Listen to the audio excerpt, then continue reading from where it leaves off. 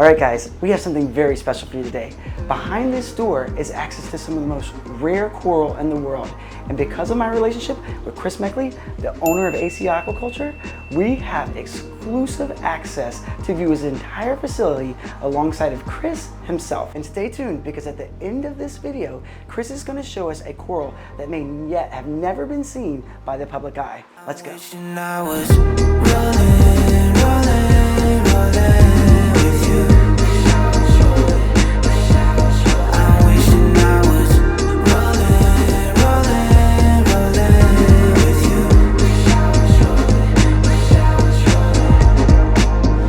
Going, Sean? Chris? Good to see you, buddy. How are you? I'm doing well, man. Always a pleasure to see you. It's been a while. We are feeling... Actually, hasn't been that long. I know, just a few weeks ago, right? Yeah. But it seems like an eternity, right? It always does. So... Always good to see good friends. Show you around Aci Aquaculture. My name is Chris Meckley. Just start off here real quick, Sean. This is my sump of my largest farm system. It's just a little bitty sump, right? This is where, a little bitty sump, 1,000 gallons. This is where I like to put some of my most prized possessions, which are Bower Bankies. I got some really exotic zoanthids. I've got some crazy Ganioporas, and I really started getting a fetish with chalices again lately too. This is just one small section of what we love here at Aci Aquaculture, and that is everything coral. I mean, how many 1,000-gallon bays do you have here? It's, well, no, I don't know how many, I could count them, but we're 18,500 gallon facility. Right. And it's all closed. There's 7 main coral systems in here and 1 QT system back here. It's 18,500 gallons. That's not including the stuff in there and over here. So we're probably more like almost 20,000 gallons. 20,000 gallons of the world's most rare coral. Oh my God! And to think that all grew from a $10,000 loan from the Discover card in my garage. Never bought another dime, just kept investing back into the company. Chris, what do you have in store for us today? And what do you want to show people that before this have not been allowed to see it? We're gonna go through and show you basically how the operation is set up. Up here is just a little bit of our aquaculture. It's in transition right now to be 100% all of our aquacultured corals that are available for us to pull from instead of going to the farms and possibly contaminating them with water from the wild systems. So there's also a lot of stuff in here that I have hoarding for myself to go onto the farm. Yeah, we have one we call Mike the Mycedium, because I was so sick of trying to figure out a name one day. I'm like, it's Mike. Mike. And it's a Mycedium. The hell are we gonna call some freaking fancy Looney Tune name? And Amanda goes, let's just call it Mike the Mycedium. I'm like, love it. All right. Everybody asked, you got any Mike in stock? I got plenty of Mike in stock. So Mike is a very cool looking coral. Wow. And we've been farming it now for like 5 years. We've had it on the market for I think 2 to 3 years. Right now, they're a little bit overgrown. The summertime was slow, so that's all you have of that piece? No. I got all of these right here. Oh, okay. And then I've got mother colonies in the back. Okay, nice. Don't worry. I have multiple corals of each type. But that was the original Mike? That's a frag of the original Mike. But real quick, we'll just get over to this. Okay. This is 100% monopora. My guy in the Florida Keys has found an amazing batch of reefs. This is the newest batch of Florida Recordias from the Keys. And I never saw a yellow Recordia in my life until I saw these right here. And I've only got a handful of yellow Recordias that came in. We had a couple from the last batch. I think they're on this tub here, on that rack there, that are nothing but yellow with a little bit of blue. But this is the Recordias that we're getting out of the Keys now, not the normal orange, blue, or green. Rainbows, every color in the rainbow. Florida Recordias are very difficult to obtain in numbers because it's in US waters where the majority of them are coming from. Right. And the fact that it's in US waters, you have a bag limit on those corals on a daily basis. So the collectors are only allowed to collect 100 per day. Right. So if they're only allowed to collect 100 per day, it's not worth it for them to go collect, because there's other things that are more lucrative. And then because of the bleaching event that happened back in, 7 years ago with the Keys, they used to be everywhere and they almost disappeared. Actually, they did disappear. Right. And it was just like 3 years ago when my guy found a small patch of Recordias. There it is. Right. And he's like, I'm not even gonna touch them. They gotta come back more. I've been pushing him to go on spec dives and check out reefs that he's never been to see if he can find ricks. So he went spec diving. He found 3 reefs with these amazing things on it, and it's unlike anything I've ever seen. I was expecting bright oranges and blues and greens, and you're getting yellow. And here I'm getting yellows and pinks and just insane colors that I never even knew existed in Recordias. And the response from my customers is like, can I buy all your yellows? No. Absolutely not. We are laughing. And we are very good friends. Well, I'm not gonna sell somebody all my yellow Recordias, even if they offered me $500 a piece for them. I'm sorry, I don't care about your money. I care about everybody being able to see these things, not just one person taking them all. Yeah. It's gotta be spread out to the entire reefing community, not just a handful of people.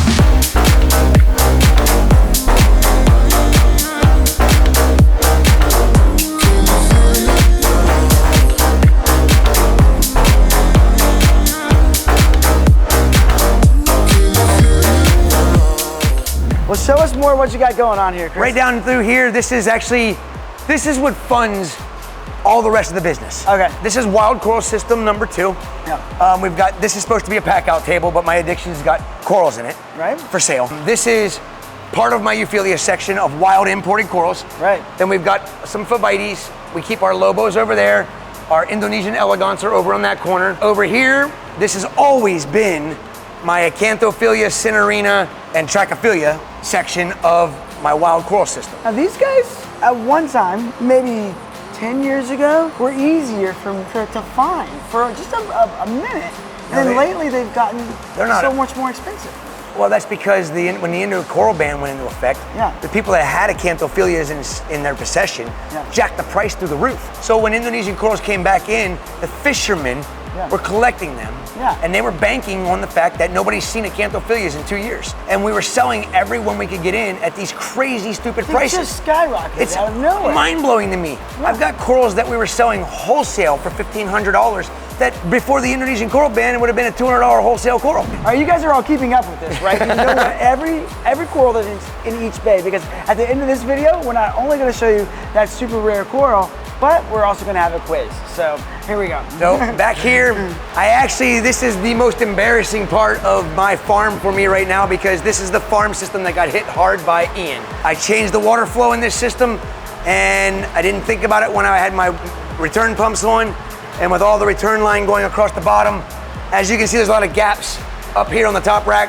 It was covered with 62 other big mother colonies of Acroporas, but because the big mother colonies didn't have the flow that they needed going throughout them, interiors of the corals ended up dying 1, 2, 3, 4, 5, 6, 7, 8 days after the power came back on because they had been so stressed for 2 days. I just got a phone call from another friend of mine who has a lot of my corals. Yeah. And he said, I just chopped up a whole bunch of frags from all of your stuff that is lineage and some. You're gonna get 40 corals sent to you next week to replenish your stock. And how long will that take? It'll be 2 years till they're available on the market again.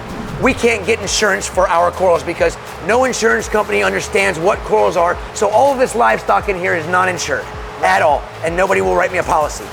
This here with the data we're gonna get is gonna hopefully get us the ability to have insurance companies write us a policy to cover our animals, which is would relieve a little bit of stress from me. But the thing is how do you value a farmed coral? You don't know how long you're gonna farm it. It's like evaluating a money tree, right? Exactly. I've got corals that, like my Walt Disney was a big acro, just grew out. We were just getting ready to cut it into pieces to launch for the first time. That was in here. ACI lineage Walt Disney from Mike Bigger. Right. We were gonna launch it. Yeah. Dead. Like that, just like that. Here and gone tomorrow.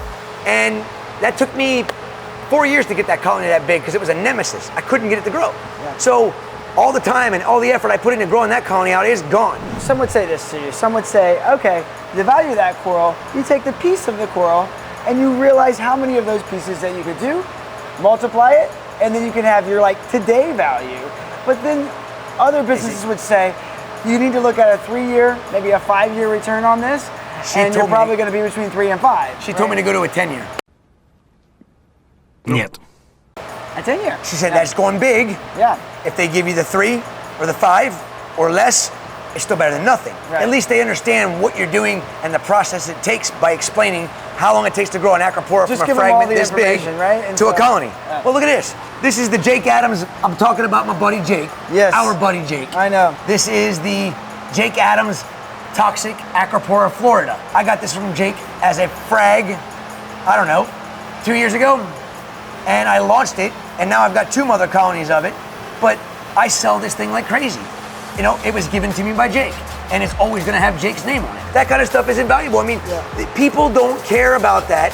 When you're aquaculturing and farming a coral, that's all I care about, is the lineage.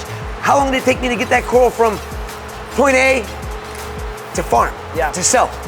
Some of this stuff's 2-3 years. Some of this stuff is 5, 10, or longer because it's an LPS coral, it grows slower. I'll give you another example. This right here is ACI Dragon's Breath Goniopora, okay? I have had this coral in my possession. This is a red Goniopora with a yellow center. Okay, this is a well overgrown frag. You can see it growing down over the plug, but that started off as a fragment that was this big. I've got 400 frags of it for sale. I've got another 60 frags we keep from other frags that we just keep fragging. Right. I keep one colony so I can watch it grow. This was 5 years in the making. This one right here is called the ACI Flamethrower.